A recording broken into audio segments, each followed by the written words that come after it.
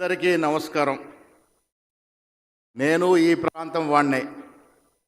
ఆది శ్రీనివాస్తో నాకు 35 ఏళ్ళ అనుబంధం. దానికి కారణం రుద్రంగి యువతల మరిపల్లి మా అమ్మమ్మ ఊరు,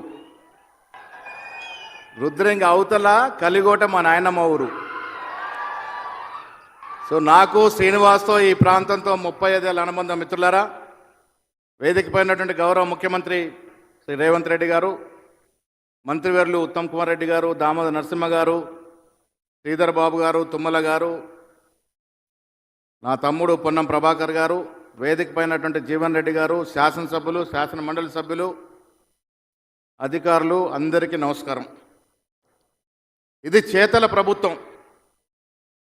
పిసిసి అధ్యక్షుడిగా ఆనాడు దక్షిణ కాశీ అయిన వేములవాడ స్వామిని దర్శించుకున్న రోజునే ఆ స్వామివారు ఆశీర్వాదం ఇచ్చారు. కాబట్టే ఆ తదుపరి జరిగిన ఎన్నికల్లో కాంగ్రెస్ పార్టీ విజయడంకా మోయించి మీ అందరి ఆశీర్వాదంతో ఇలా అధికారంలోకి వచ్చింది. మిత్రులారా, గత ప్రభుత్వానికి ఈ ప్రభుత్వానికి ఏమిటో తేడా తెలుసుకోవాల్సిన అవసరం మీకు ఉందనే మాట కూడా ఈ సందర్భంగా మనవి చేస్తూ ఉన్నాను. నీళ్లు, నిధులు, నియామకాల పేరిట తెలంగాణ తెచ్చుకున్న మనం ఈ కరీంనగర్ ప్రాంతంలో నీళ్ల పేరిట, నిధుల పేరిట జరిగిన దోపిడీ మనం మర్చిపోలేము. నియామకాల పేరిట పక్కన్నటువంటి శాసనసభ్యులు అధికారంలో ఉండినారు. కరీంనగర్కి ఉద్యమానికి చాలా దగ్గర సంబంధమైనటువంటి సందర్భం.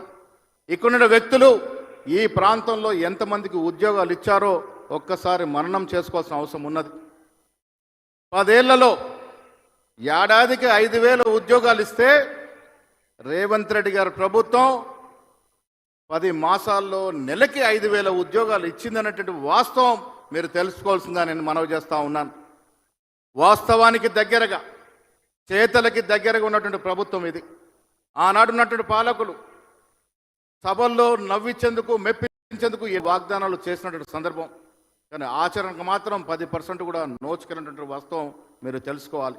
మిత్రులారా, ఇవాళ రేవంత్ రెడ్డి గారు యువకుడిగా, ముఖ్యమంత్రిగా అధికారానికి వచ్చిన తర్వాత ఈ అవకాశాన్ని సద్వినియోగం చేసుకుంటాను, ప్రతి నిమిషం తెలంగాణ అభివృద్ధి కోసమే పాటుపడతాం, తెలంగాణ రాష్ట్రం, హైదరాబాద్ నగరం ఈ దేశం నగరాలతో కాదు ప్రపంచంలో ఉన్న నగరాలతో పోటీ పడాలన్న ఉద్దేశంతోనే ఇవాళ హైదరాబాద్ సుందరీకరణకు శ్రీకారం చుట్టారన్న మాట కూడా ఈ సుందరంగా మనవి చేస్తా ఉన్నాను. హైదరాబాదే కాదు, ఈ రాష్ట్రం నలుమూలలో అభివృద్ధి చెందాలి. అటు ఆదిలాబాద్ అభివృద్ధి చెందాలి, ఇటు ములుగు అభివృద్ధి చెందాలి, ఇటు వేములవాడ అభివృద్ధి చెందాలి దృక్పథంతో డెవలప్మెంట్ అంతా కూడా వికేంద్రీకరణ చేసి తెలంగాణ రాష్ట్రాన్ని సమూలంగా అభివృద్ధి పథం తీసుకెళ్తున్న ఈ తరుణంలో మిత్రులారా, కార్యకర్తలారా, ప్రజలు వాస్తవాలు ఆలోచించి పని చేస్తున్నటువంటి రేవంత్ రెడ్డి గారి ప్రభుత్వాన్ని, క్యాబినెట్ ఆశీర్వదించాల్సిందిగా నేను కోరుతా ఉన్నాను. మంచి చేసిన వాడిని మెచ్చుకుంటే ఇంకా మంచి చేస్తాడు. కాబట్టి యువకుడిగా, యువ ముఖ్యమంత్రిగా చక్కటి కార్యక్రమాలు తీసుకుంటూ కాంగ్రెస్ పార్టీ రాష్ట్రంలో అధికారాన్ని సాగిస్తుంది. కాబట్టి మీరందరూ కూడా మాతో అండగా ఉండాలి.